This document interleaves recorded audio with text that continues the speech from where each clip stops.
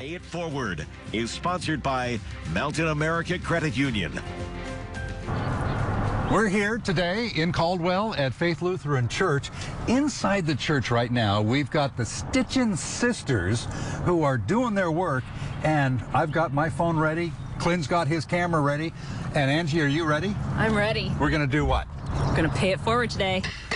The Stitchin' Sisters were nominated because they make quilts for foster children in Canyon County. They said you guys were really making a difference. It takes a lot to make just one quilt, and you've got all of these. It's amazing. I love your energy. So I'm here today to pay it forward to the Stitchin' Sisters with $500.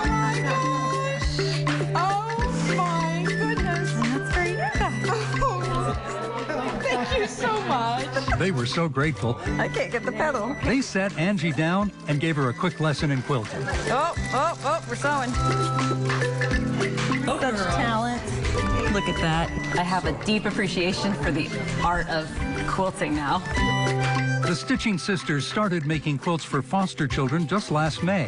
Already, they've donated 22 quilts, with 20 more ready to go and 37 that are a work in progress. It's been something that obviously brings a lot of satisfaction to us.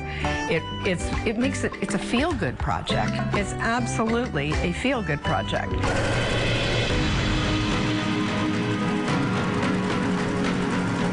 For these women, quilting is both a social activity and a team effort. Terry Curry cuts the fabric. All of the fabric that we're using right now has been donated.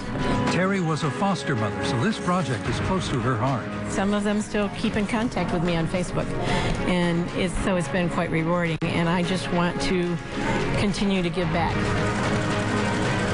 It gives you a sense of community. Debbie Jackson and Louise Peterson use machines to sew the pieces cut by Terry. I just enjoy sewing and giving back. And Sandy Lockhart quilts it all together by hand with a hoop that was given her by her mother. It takes forever to finish a quilt this way, but you really got a one-of-a-kind work of art when it's all done. And I have one more donation for the Stitchin' Sisters. These are pieces that came from a great-great-aunt. Well, these are Dresden plate blocks, and these are beautifully done. I mean, this is in a day when all she had was cereal boxes for a pattern and a pair of scissors. Born in 1900, one of three sisters, Mary Manning Drake learned quilting from her mother. But when Mary died at age 89, all of her family, her descendants, were gone. There was no one to carry on with her quilting, and so it was boxed up and stored away for decades. Certainly they're better off now than sitting in a box in a closet for generation after generation. The Stitchin' Sisters will complete the quilts that Mary started so long ago and put them to good use, wrapping them around children in need of warmth and love. Yeah, I think Mary's quilting materials are in good hands. One other thing that the Stitchin' Sisters need is a permanent home. The church was very kind to take them in after the Nampa Library closed during the early days of the pandemic. But when they meet, they have to haul everything in, and when they're done, they have to haul it back out again. And that chews up a big chunk of their quilting time. A permanent home would solve that problem. Now, if you have a lead, if you know of a place for the Stitchin' Sisters where they can call home, let us know, and we'll pass it along to them. Pay It Forward is sponsored by Mountain America Credit Union. With balloons in hand and cash as well, Tim Toy with Mountain America Credit Union is on his way to surprise the Ibanez family. This family has been through a lot. Their oldest son, Jorge, died of cancer, and now they pay it forward to other children also battling cancer.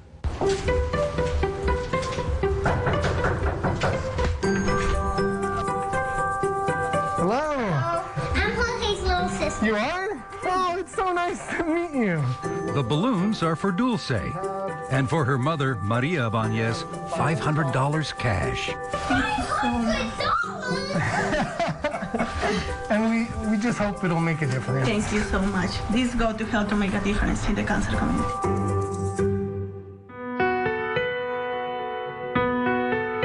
Just 15 and battling a rare bone cancer, Jorge Ibanez spent his birthday in the hospital.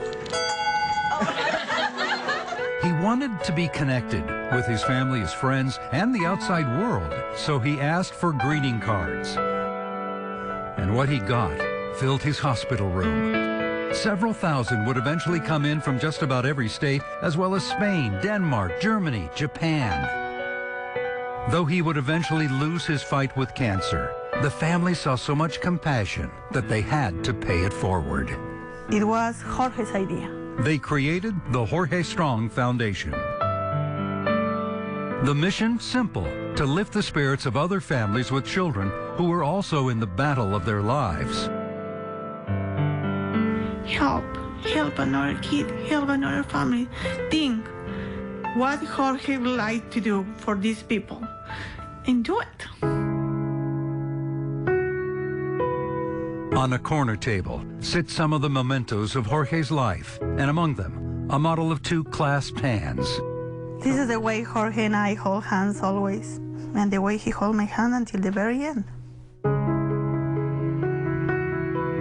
When this picture was taken, Jorge had just completed the last round of chemotherapy. It didn't work. He knew the end was coming. And yet, there is not a hint of the pain from the cancer, nor worry. He was strong for his family, and now his family wants to be strong for others. Jorge Strong. When you're able, help mommy. That's how I want you. Remember me.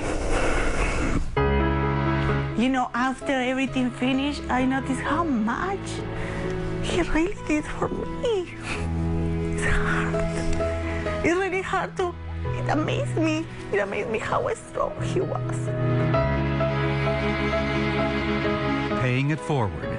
Brent Hunsaker, CBS 2 News.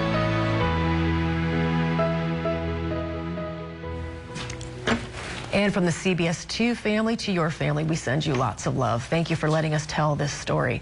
Do you know someone who is making a difference in the Treasure Valley? Nominate them for a Pay It Forward. And Tim Toy could show up on their doorstep with $500 cash. So the nomination form is on our website. It's idahonews.com. Look for it under features. Pay It Forward is sponsored by Mountain America Credit Union. We're at the headquarters of Camp Rainbow Gold here in Boise. They're having a staff meeting right now, and Angie, you got a surprise for them, right? Sure do. Okay, let's go. Hello. Hi. We wanted to pay it forward to you today with $500 in cash for Camp Rainbow Gold.